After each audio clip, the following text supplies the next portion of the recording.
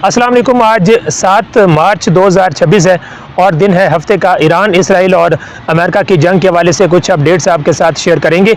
आप जानते हैं कि 28 फरवरी को जब इसराइल ने और अमेरिका ने ईरान के ऊपर अटैक किया था तो सबसे पहले ईरान के इलाके मिनाब में वहाँ पर बच्चियों के एक स्कूल पर भी अटैक किया गया था, जिसके नतीजे में कोई 180 से ज़ायद बच्चियाँ, छोटी बच्चियाँ शहीद हो गई थी, जिनकी उम्रें जो है वो 6 से 12 साल के दरमियान थी।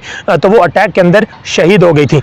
इब्तदाई तौर पर यह खबर सामने आई थी कि ये जो अटैक है वो जानबूझकर इसराइल की तरफ से किया गया है और पुरानी किताबों में भी लिखा हुआ है कि जब भी जो यहूदी हैं वो इस तरह की जब लड़ाई करते हैं तो वो शैतानी ताकतों को खुश करने के लिए वो इस तरह बच्चों का कत्लेआम करते हैं। तो इब्तदाई तौर पर भी यह खबर सामने आई थी कि इसराइल की तरफ से ये अटैक किया गया है, लेकिन अभी जो खबर सामने आई है वो हैरान कर देने वाली खबर है और ये भी अमेरिकी अखबार की तरफ से ही ये रिपोर्ट किया गया है। उसमें वो क्या बता रहे हैं, वो ये कह रहे हैं कि ईरान के शहर मिनाब में स्कूल की इमारत मुमकिना तौर पर अमेरिकी हमले का निशाना बनी है।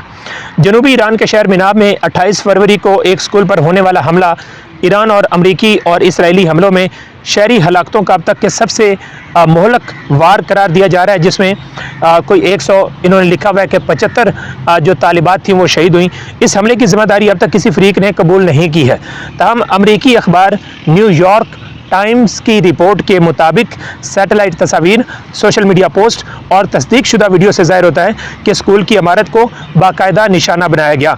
ये हमला उस वक्त हुआ जब करीब वाक़ ईरानी पासदारान इनकलाब के ज़ेरे इंतज़ाम बहरी अड्डे को भी निशाना बनाया जा रहा था। रिपोर्ट में कहा गया कि अमेरिकी हुक्काम की जानिब से आबनाए हुर्मुज़ के करीब बहरी अहदाफ पर हमलों के एतराफ़ के बाद इस इम्कान को तक़वियत मिलती है कि स्कूल पर हमला अमेरिकी कार्रवाई का हिस्सा हो सकता है। यानी उस वक्त वहाँ करीब जो कार्रवाई की जा रही थी वो अमेरिका की तरफ से की जा रही थी और अमेरिका उस वक्त ईरान के वहाँ बहरी अड्डों को निशाना बना रहा था। तो इब्तदाई तौर पर तो यह खबर सामने आई थी कि इसराइल ने निशाना बनाया है, लेकिन हकीकत में उस वक्त वहाँ पर अमेरिका ईरानी बहरी अड्डों को निशाना बना रहा था। तो ये अमेरिकी कार्रवाई के दौरान ही इस स्कूल को भी निशाना बनाया गया है। तो अमेरिका की तरफ से उस बच्चियों के उस स्कूल को निशाना बनाया गया है। अच्छा जी, दूसरी खबर ये है कि जो जिस पर अमेरिका को बहुत ज़्यादा एतमाद था कि उनका जो अब्राहम लिंकन बहरी बेड़ा है, और डोनाल्ड ट्रंप की तरफ से भी कहा गया था कि ये जो बहरी बेड़ा है ये ईरान में तबाही मचा देगा, लेकिन उस बहरी बेड़े ने जंग को खैरबाद कह दिया। यानी वो मैदान छोड़ के वो बहुत दूर चला गया है और इतना दूर चला गया है जहां उनके अंदाजे के मुताबिक ईरानी मिसाइल भी ना पहुंच सके। यानी वैसे तो जो ईरान का जो सबसे बड़ा और ताकतवर मिसाइल है उसकी जो रेंज है वो 2000 किलोमीटर से ज़ायद है।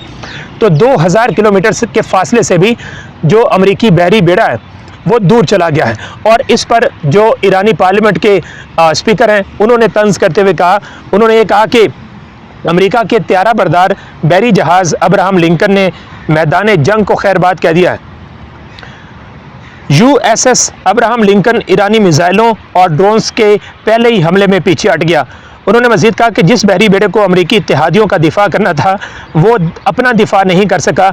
अमेरिका के इत्तेहादी अपनी सलामती को ट्रंप और नेतन्याहू के झूठ की नज़र ना करें। यानी बहरी बेड़ा जो है वो काफ़ी पीछे हट गया। और पहले दिन भी ये खबर सामने आई थी कि जब ईरान की तरफ से अटैक किया गया था, जवाब दिया गया था, तो उसके बाद जो अब्राहम लिंकन है वो पीछे हटना शुरू हो गया और अब वो मिसाइलों की रेंज से भी पीछे जा चुका है। यानी यही वो बहरी बेड़ा था जिसके हवाले से अमेरिका को बड़ा एतमाद था और भरोसा था कि ये बहरी बेड़ा जो है ये उनको फतह दिलाएगा, लेकिन बहरी बेड़ा मैदान छोड़ के बहुत दूर जा चुका है। अच्छा जी, हिलाल अहमर जो है वो ईरान में जो काम करता है उसकी तरफ से ईरान में अब तक जितना नुकसान हो चुका है उसकी कुछ उन्होंने डिटेल्स शेयर की हैं। इसके मुताबिक अमेरिका और इसराइल ने अब तक ईरान पर 1332 हमले किए हैं, जिनमें 636 मकामात को निशाना बनाया गया। अमेरिकी और इसराइली हमलों में अब तक 21 इमदादी और तिब्बी मराकज़ को शदीद नुकसान पहुंचा है। और ये तो पहले भी इसराइल का ये वतीरा रहा है, अमेरिका का भी ये वतीरा रहा है कि वो सिविलियन आबादी को, वो तिब्बी मराकज़ को, वो हॉस्पिटल्स को, वो स्कूल्स को वो निशाना बनाते हैं। अब 21 इमदादी और तिब्बी मराकज़ को निशाना बनाया गया है, 24 हॉस्पिटल्स को नुकसान पहुंचाया गया है। लास्ट टाइम भी जब इसराइल ने ईरान पर अटैक किया था तो उस दौरान उन्होंने वहाँ पे हॉस्पिटल्स को बहुत ज़्यादा निशाना बनाया था। अच्छा जी, जबकि 3090 रिहायशी मकानात तबाह या शदीद मुतासर हुए हैं। ये जो 3090 मकानात हैं, ये सिविलियन आबादी के मकानात थे, यानी सिविलियन आबादी को निशाना बनाया गया है। और ये इसराइल की बहुत पुरानी आदत है कि वो डेथ टोल को बढ़ाने के लिए वो सिविलियन आबादी को निशाना बनाता है, और ताकि जो नुकसान है वो दूसरे मुल्क का ज़्यादा शो हो। तो ये इसराइल का पुराना एक तरीका रहा है। ईरानी हिलाल अहमर के मुताबिक फ़िज़ाई हमलों में 528 तिजारती मराकज़ और सर्विस सेंटर्स भी मुतासर हुए। हिलाल अहमर के 9 मराकज़ भी अमरीकी और इसराइली हमलों की जद में आए हैं। एक और ख़बर यह है कि जो ईरान के सदर हैं मसूद पज़ेश्कियान, उनकी तरफ से ये दावा किया गया है कि अभी खित्ते के बहुत सारे ममालिक जो हैं वो सालसी का किरदार उन्होंने शुरू कर दिया है। यानी उनकी कोशिश है कि किसी तरह इस जंग को रुकवाया जाए। और इसमें हमने सबसे पहले तो देखा कि जो चीन है उसकी तरफ से ये ऐलान किया गया कि वो खित्ते के अंदर अपना एक नुमाइंदा भेज रहा है, और वो नुमाइंदा जो है वो जितने भी इस वक्त अरब ममालिक हैं, और इसके अलावा ईरान है, इसराइल है, और इसके अलावा अमेरिका, इनके साथ वो बात करेगा और जंग को रुकवाने की कोशिश करेगा चीन। इसके अलावा कुछ और भी ममालिक हैं जो सालसी की कोशिश कर रहे हैं।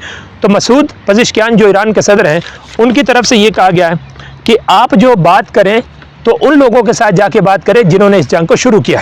यानी हमने इस जंग को शुरू नहीं किया, हम अपनी खुद मुख्तारी के ख़िलाफ़ कोई इकदाम बर्दाश्त नहीं करेंगे और हम अपनी सरज़मीन का दिफा करेंगे।